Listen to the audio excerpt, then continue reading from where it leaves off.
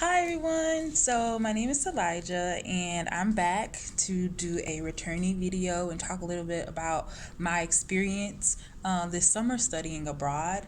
I just first want to tell you a little bit of give you some background about what happened. So I went to China. I was in Shanghai for about a month and I was there doing an internship with the CEO Roundtable on Cancer, and I was basically like a research assistant. I did a lot of research about, health related things, and I was also able to help with a little bit of event planning, so on and so forth. I did a lot of, how do you call it, like copy editing. And I was able to make some really good contacts in China. So I felt like it was a really great internship for my particular interest at the time. And I think that it's really gonna jumpstart my own personal career.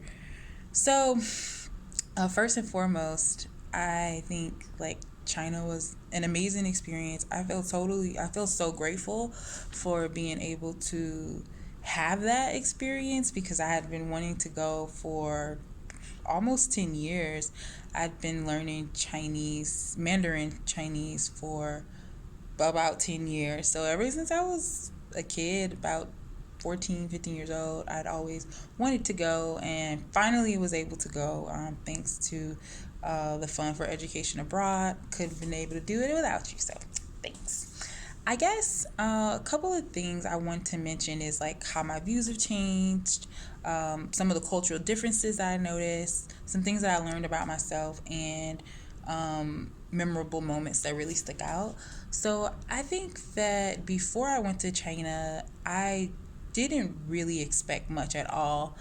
I knew that China was in, I'd heard that the Chinese economy was booming, but that's pretty much, I think, the extent of it. I didn't want to go with many um, expectations. I just wanted this place to speak for itself.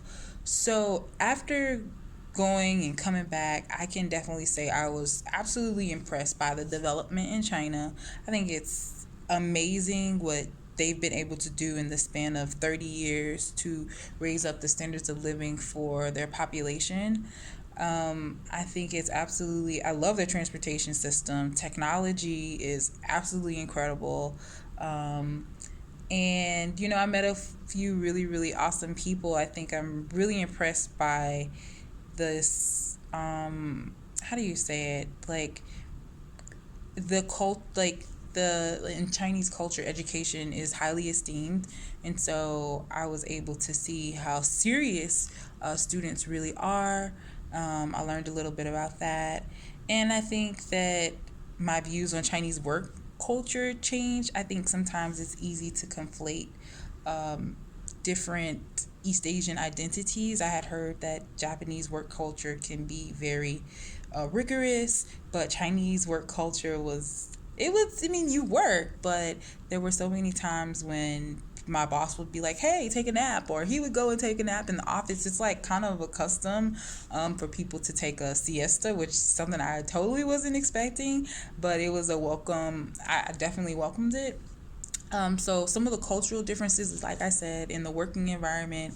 In the middle of the day, some people like they actually have a pillow at work to sleep at their desk. So in my particular office, my boss had a pillow, and at lunchtime after he finishes lunch, he'd be, get some sleep. And I think that that's a great thing to have because it helps workers to be more productive.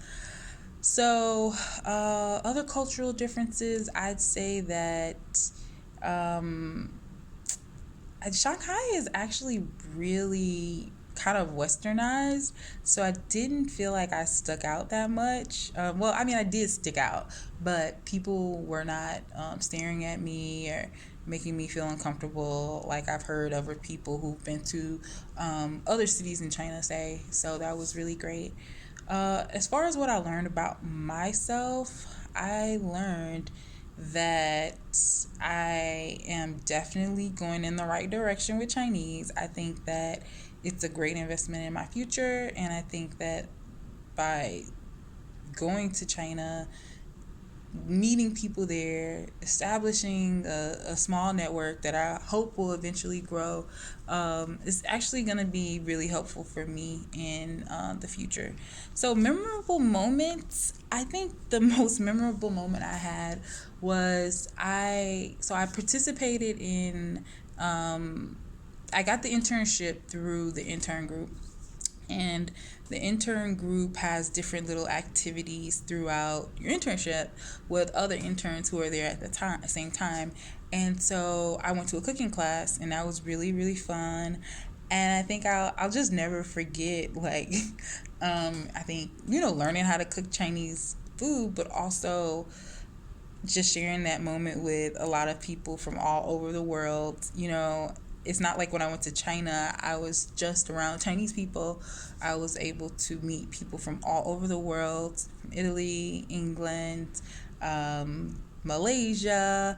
And it was just, I think, really heartwarming to see how we're all interconnected. And I mean, we're different, but at the same time, we're all the same. So I think it motivates me to continue fighting for a better world for all of us, and to, like, I don't know, continue exploring and meeting new people. And I hope that this is not the last time that I get to intern or study abroad. I really enjoyed my time, and like I said, it wouldn't have been possible without the Fund for Education Abroad. So thank you, thank you, thank you, thank you. And if you, check out my blog, I have a couple of things that, um, yeah, I have a couple of interesting things that I observed while I was there. If you want to know more about my experience. So thank you. Take care. Bye.